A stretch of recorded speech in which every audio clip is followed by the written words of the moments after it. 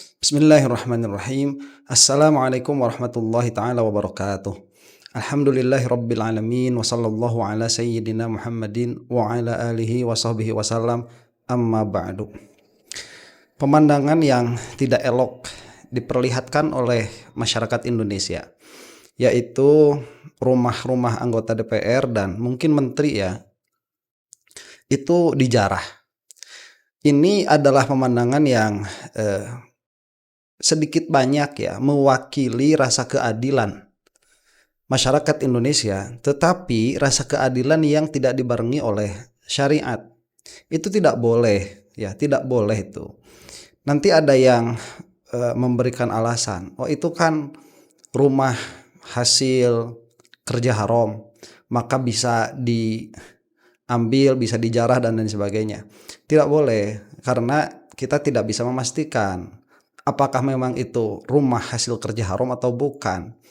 Apabila sesuatu itu dia ikhtilat, dia sudah tercampur, kalaupun kita musalamah begitu ya, bahwa rumah orang-orang yang dijarah ini memang pekerjaannya haram, sebagiannya begitu. Kita tidak bisa memastikan itu. Nanti kalau seperti itu, masa rumah-rumah PNS itu mau dijarah juga? Kemudian rumah-rumahnya orang-orang yang suka berjudi juga mau dijarah juga, begitu enggak boleh ya. Ini tidak bisa dibenarkan. Dalam pengertian bahwa kita yang melihat dari luar nih, kita yang melihat dari internet yang beragama Islam, jangan sampai memiliki perasaan ridho akan perbuatan tersebut, karena perbuatan yang dilakukan itu adalah perbuatan yang haram, yang mana apabila kita memiliki kekuasaan untuk mencegahnya, maka kita harus mencegah. Ala kulli hal ya, apa yang saya lihat ternyata memang masyarakat Indonesia, terkhusus yang masuk ke rumah-rumah itu kemudian merusak, kemudian menjarah, yaitulah potret cerminan sebagian masyarakat kita. Jadi apabila di DPR ada maling, ya jangan marah juga, karena memang itu representasi dari sebagian masyarakat kita. Ternyata yang maling juga tidak menilai atau tidak memiliki sense of syariat begitu ya. Nah, terlepas dari semua yang terjadi, yang ingin saya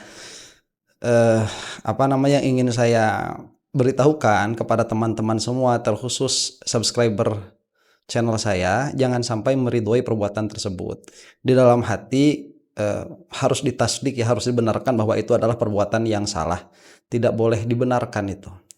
Nah, terlepas dari itu juga, ternyata orang-orang yang bersangkutan sudah meminta maaf.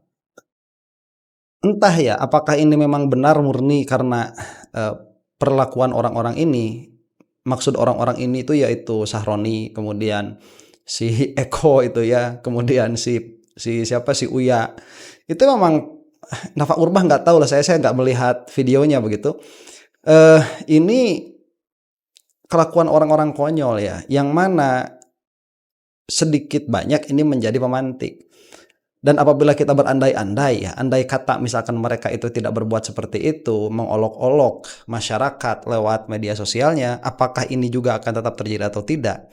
Saya tidak bisa melihat secara pasti. Cuman saya melihat hal ini lebih besar daripada itu, lebih besar daripada kelakuan dewan kita, dan lebih besar daripada kelakuan menteri-menteri kita. Nah, tidak perlu dinyatakan lagi bahwa memang saya sudah mengatakan mereka itu orang-orang yang bego ya. Termasuk di dalamnya juga yang membela kemarin si Pasha itu kan mengatakan ini adalah sesuatu yang katakan harus dimaklumi begitu. Itu kan ada tuh di podcastnya Densu ya. Dan saya pun tidak mau blaming besar mengenai masalah ini, dalam pengertian sesuatu yang tidak besar jangan dibesar-besarkan, karena kita ini sedang menghadapi situasi yang amat sangat sulit di negeri ini. Maju kena mundur kena ya, buah si malakama. Yang akan kita saksikan ini adalah permintaan maaf dari Eko Patrio dan dari siapa itu Uya ya, yang mana mudah-mudahan ini menjadi pelajaran juga bagi kita semua. Udahlah yang bukan ahlinya jangan dipilih-pilih. Yang artis-artis itu mereka tidak memiliki kapasitas yang baik di dalam berpikir, makanya mereka menjadi artis itu. Biasanya orang yang memiliki jiwa seninya tinggi, biasanya ya, saya tidak mengatakan semua ini, yang memiliki jiwa seni tinggi itu biasanya nalar berpikirnya itu kurang. Kenapa demikian? Karena di dalam artis apalagi sudah sampai tingkatan nasional seperti itu, mereka itu harus memiliki kebebasan berekspresi tanpa batas. Sedangkan berpikir itu memiliki batasan-batasan yang amat sangat banyak.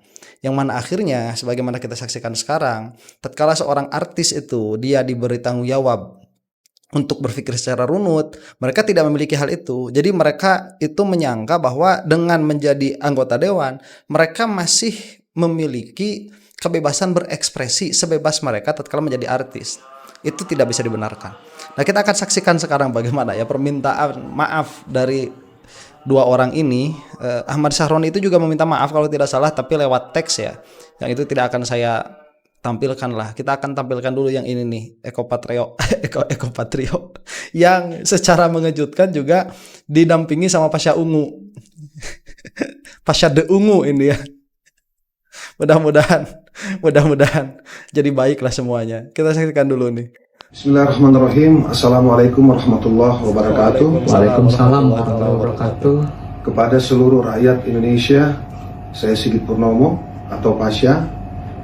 Hari ini tanggal 30 Agustus 2025 pukul 19.45 di Jakarta, saya bersama saudaraku Bapak Eko Patrio yang insya Allah malam hari ini akan menyampaikan permohonan maaf secara langsung kepada seluruh rakyat Indonesia terkait dengan situasi, kondisi, psikologi, dan juga polemik yang terjadi beberapa waktu belakangan ini. Silakan Pak. Ya, terima kasih Mas Pasha. Assalamualaikum warahmatullahi wabarakatuh. Salam sejahtera bagi kita semua. Sebentar ya, ini saya tidak mau mengomentari raut muka, cuman saya mau mengomentari sedikit gestur saja. Saya rasa memang terkhususnya Eko ya di sini sedang sangat terganggu sekali jiwanya itu. Itu saya melihat kalau resolusinya bagus, bibirnya itu agak pucat itu Eko ini. Dengan penuh kerendahan hati, saya Eko Patrio menyampaikan permohonan maaf yang sedalam-dalamnya kepada masyarakat atas keresahan yang timbul akibat perbuatan yang saya lakukan. Saya mendengar seluruh aspirasi masyarakat mengenai kecewaan yang ada. Saya menyadari sepenuhnya bahwa situasi ini membawa luka bagi bangsa, terlebih bagi keluarga korban yang kehilangan orang tercinta, maupun yang harus menanggung penderitaan akibat benturan yang terjadi. Nah, ini menjadi pelajaran juga buat kita supaya kita ini berpikir dulu sebelum berbicara, bukan berbicara dulu kemudian berpikir. Tidak sedikit pun terbesit niat dari saya untuk memperkeruh keadaan. Tentunya ke depan saya akan lebih berhati-hati dalam bersikap dan juga menyampaikan pendapat. Oke, sebentar ya. Ini sering juga dilaksanakan dan ini berlaku secara umum ya. Tidak ada niat buruk sedikit pun begitu. Nah, ini niat itu dia harus selaras dengan perbuatannya. Jadi jangan ditilai perbuatan itu dari niat, karena yang nampak secara zahir itu adalah perbuatannya, bukan niatnya. Ini sering terjadi di negara Indonesia nih. Orang kalau misalkan kelakuannya udah jelas jelek, kemudian dikatakan, oh kan niatnya belum tentu jelek. Gak boleh seperti itu, karena kita melihat zahirnya. Makanya perkataan saya tidak memiliki niat sedikit pun untuk memperkeruh keadaan, misalkan perkataan seperti yang dikatakan oleh Eko ini, itu tidak relevan. Dan tidak boleh dibiasakan begitu ya. Itu niat itu tidak berpengaruh di depan manusia. Niat itu pengaruhnya di depan Allah Subhanahu wa taala. Dan itu pun tetap niat yang baik itu harus dengan cara berbuat yang baik, harus di dalam koridor syariat. Saya berkomitmen untuk sungguh-sungguh menjalankan peran saya sebagai wakil rakyat dengan ketulusan, keberanian, dan tetap menjaga sumpah yang telah saya ikrarkan. Saya berharap permohonan maaf ini dapat diterima sekaligus menjadi pengingat dan juga refleksi bagi saya untuk terus memperbaiki diri dalam menjalankan amanah serta tanggung jawab yang diberikan. Ini yang saya maksud sebagai salah satu ciri orang-orang yang narsistik begitu ya. Kalau orang mau sedang berbicara itu kebanyakan saya.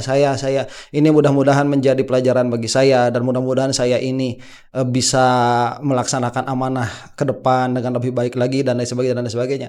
Ini bukan tentang kamu semua, Eko, begitu ya. Ini bukan tentang kamu saja. Tiba-tiba semua ingin dijadikan pelajaran untuk kamu supaya kamu lebih baik. Nggak bisa seperti itu. Ini sudah menyangkut banyak sekali banyak sekali kehidupan di bangsa Indonesia, di masyarakat Indonesia. Yang mana gestur yang terbaik dari kejadian ini adalah antum ini mengundurkan diri. Ya, daripada dicopot, dan itu nanti ada tuh di belakang. Ini permintaan maaf jangankan oleh rakyat Indonesia begitu ya, oleh oleh partainya sendiri pun tidak dimaafkan. Dalam pengertian bahwa kita ini kan sebagai manusia harus saling memaafkan lah, iya betul ya. Itu harus saling memaafkan ya, iya betul. Apakah tatkala Eko Patrio ini meminta maaf kita tidak memaafkan? Ya, kita juga kan nggak kena secara langsung, ini kan kenanya secara umum ya. Sulitnya jadi anggota atau pejabat itu, jadi sulitnya jadi anggota DPR atau pejabat itu di sini. Tatkala dia berbuat salahnya kepada seluruh rakyat. Kemudian satu orang memaafkan belum tentu yang lain juga memaafkan. Kalau saya sih pribadi ya melihat perbuatan Eko ini bukan menyakitkan hati tetapi konyol begitu.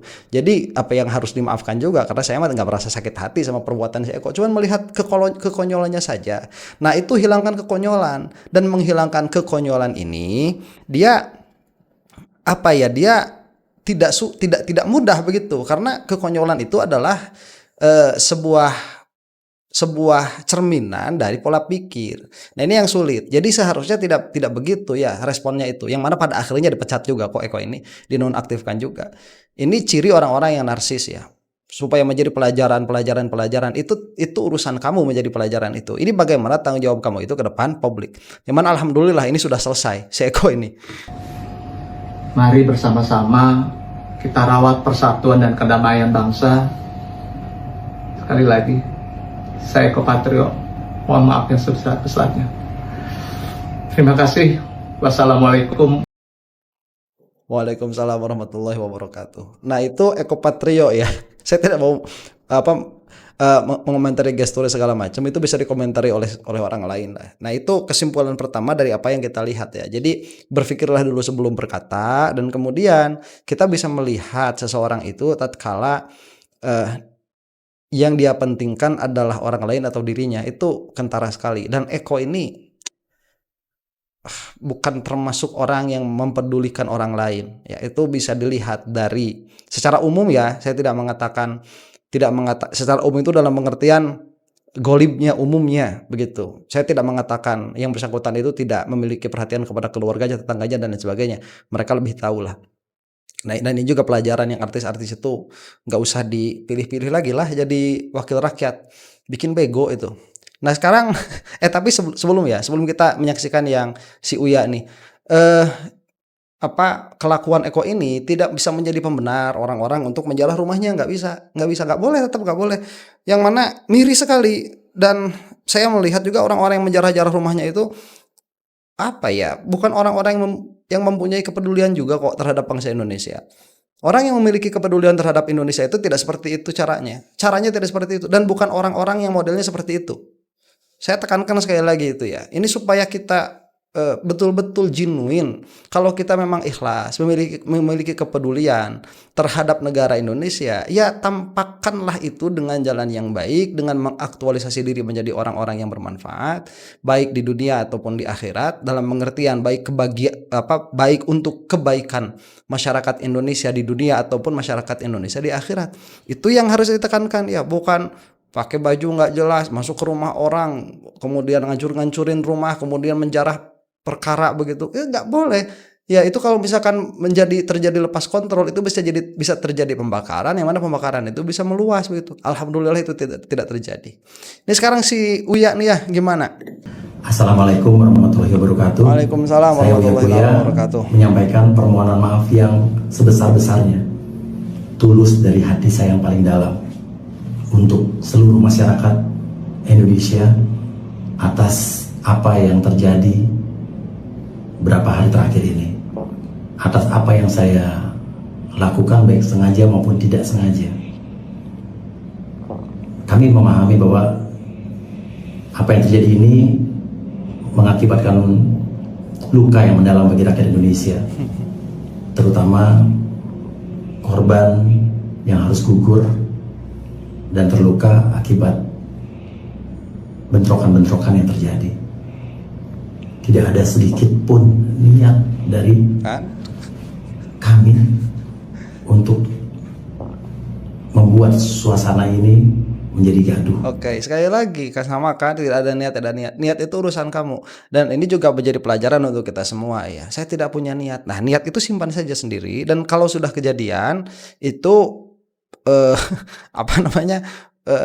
Perhatikanlah zohir ya, yang ditampakkan begitu. Jadi akui saja salah, tidak usah membela diri.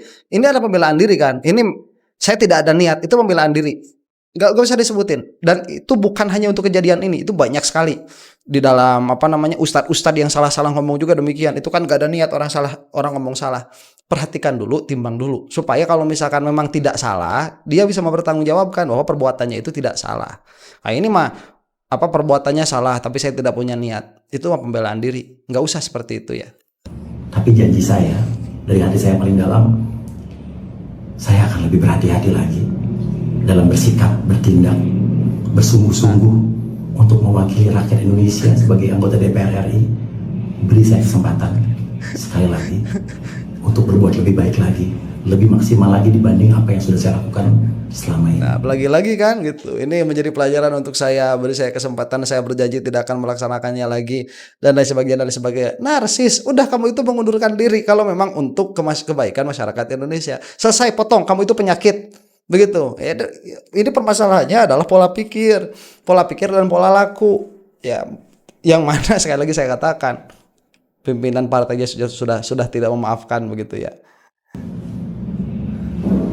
Saya minta maaf sedalam-dalamnya sekali lagi dari hati saya yang paling dalam.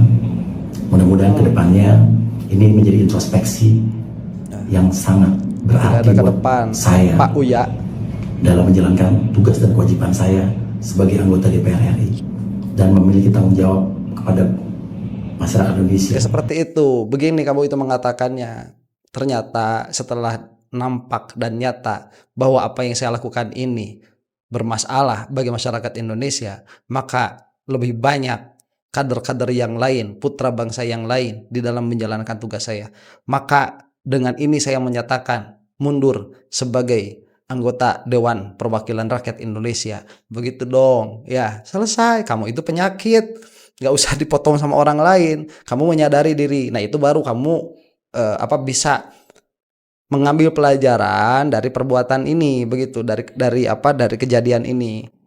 Khususnya di dapil saya dan juga seluruh Indonesia, saya akan melakukan yang terbaik. Dadah. Beri saya kesempatan. Goodbye. Terima kasih. Wassalamualaikum warahmatullahi wabarakatuh. Waalaikumsalam warahmatullahi wabarakatuh.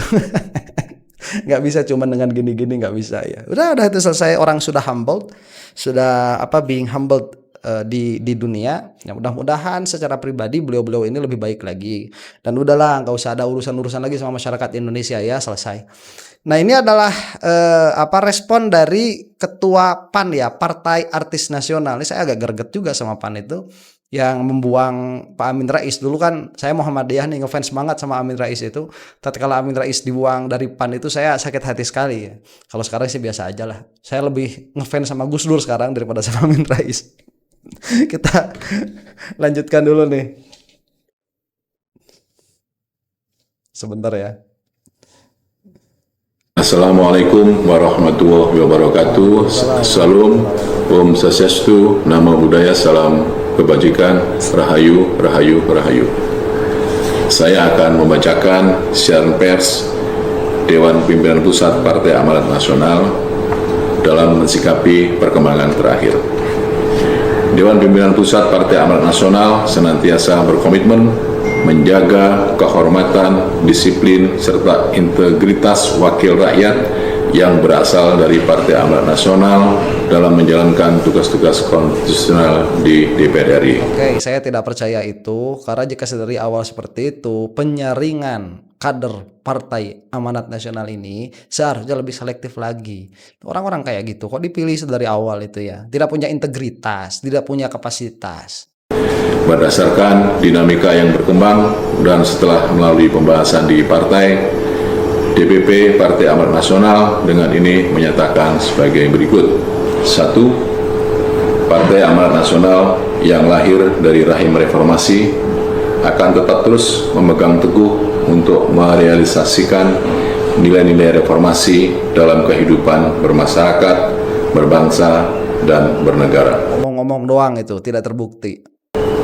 2. Partai Amanat Nasional berkomitmen untuk terus mendengarkan dan memperjuangkan aspirasi dan kepentingan masyarakat untuk menjadi kebijakan dan program-program pemerintah agar sesuai dengan aspirasi masyarakat dan dapat bermanfaat buat masyarakat secara langsung. Itu juga tidak terbukti ya. Bagaimana kamu mengatakan aspirasi masyarakat? Lah orang-orang yang ada di dalam yang ada di dalam Partai Amanat Nasional itu sendiri tatkala ngomong itu tidak berdasarkan aspirasi masyarakat. Ngomongnya itu berdasarkan individu begitu. Saya kan artis dan sebagainya. Ini menjadikan bukti kepada kita semua. Partai Amanat Nasional ini tidak memiliki komitmen untuk memilih orang-orang yang memang bisa berkata-kata dan berlaku sesuai dengan aspirasi masyarakat. Bohong ini. 3. Sesuai dengan kenyataan. Perjuangan Partai Amanat Nasional di lembaga legislatif tetap menjaga komitmen dan tugas-tugas konstitusional untuk fungsi legislasi, penganggaran, dan kontrol serta pengawasan agar pemerintahan dan tata kelola negara dapat berjalan secara efektif, efisien, dan berdampak pada kemajuan dan kemakmuran bangsa. Mana komitmen itu sebelum Eko sama si Uya tuh ngomong kemana? Dan yang belum dipecat juga si Pasha itu nggak punya kapabilitas juga sama. Cuman ya alhamdulillah nggak terlalu ribet aja begitu. Saya tidak mendorong PAN untuk memecat Pasha ya, kasihan. Katanya susah kan mau jadi anggota DPR itu. 4. Mencermati dinamika dan perkembangan saat ini, DPP Partai Amanat Nasional memutuskan untuk menonaktifkan saudaraku Eko Hendro Purnomo dan saudaraku Surya Utama sebagai anggota DPR RI dari fraksi Partai Amanat Nasional DPR RI terhitung sejak hari Senin 1 September 2025. Oke, seharusnya ini dinonaktifkan sebelum terjadi kerusuhan, yang mana akhirnya kita jadi melihat PAN juga termasuk partai yang amat sangat oportunis. Jadi timbang-timbangan aja, oh ini lebih baik nih kita pecat aja nih gitu, daripada kita hancur nih sebagai partai, udah dipecat. Harusnya dari kemarin kalau memang yang ditekankan itu adalah moralitas, kemudian integritas. Itu seharusnya dari kemarin dipecat itu. Pas ngomong seperti itu langsung tak pecat begitu. Kalau tidak ya dipanggil dulu kayak suruh minta maaf sebelum kejadian kayak gini. Repot. Di mana nilainya itu? Kok kejadian dulu baru pecat? Ya ini kebodohan ini. Wah, udahlah.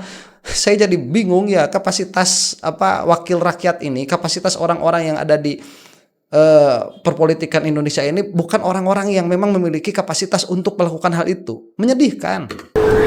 5. Partai Amanat Nasional menghimbau kepada masyarakat untuk bersikap tenang, sabar, dan mempercayakan secara penuh kepada pemerintah yang dipimpin oleh Presiden Prabowo Subianto untuk menyelesaikan persoalan ini secara tepat, cepat, dan selalu berpihak kepada rakyat serta untuk kemajuan bangsa Indonesia ke depan. Oke, kalau hal itu memang pilihan terbaik yang bisa kita lakukan ya sebagai masyarakat, itu udah diam saja. Mudah-mudahan pemerintah bisa menyelesaikan ini dengan baik. Demikian siaran pers ini dibuat disertai dengan permohonan maaf kepada masyarakat Indonesia agar dapat menata kembali untuk perjuangan di masa depan. Jakarta, 31 Agustus 2025, Dewan Pimpinan Pusat Partai Amanat Nasional, Zulkifli Hasan, Ketua Umum, Viva Yoga Mauladi, Wakil Ketua Umum. Demikian, billahi taufiq wal hidayah. Wassalamualaikum warahmatullahi wabarakatuh. Waalaikumsalam warahmatullahi wabarakatuh. Nah itu ya, itu adalah cerminan berpolitik di negara Indonesia, kemudian cerminan orang-orang juga yang ada di Republik Indonesia, meskipun tidak seluruhnya tapi sebagiannya, yang mana mudah-mudahan ini menjadi titik berangkat kita menuju Indonesia yang lebih baik. Kalau kita memang bisa belajar. Yang mana saya agak skeptis kalau memang kita ini bisa benar-benar belajar dari kejadian ini. Agak skeptis lah.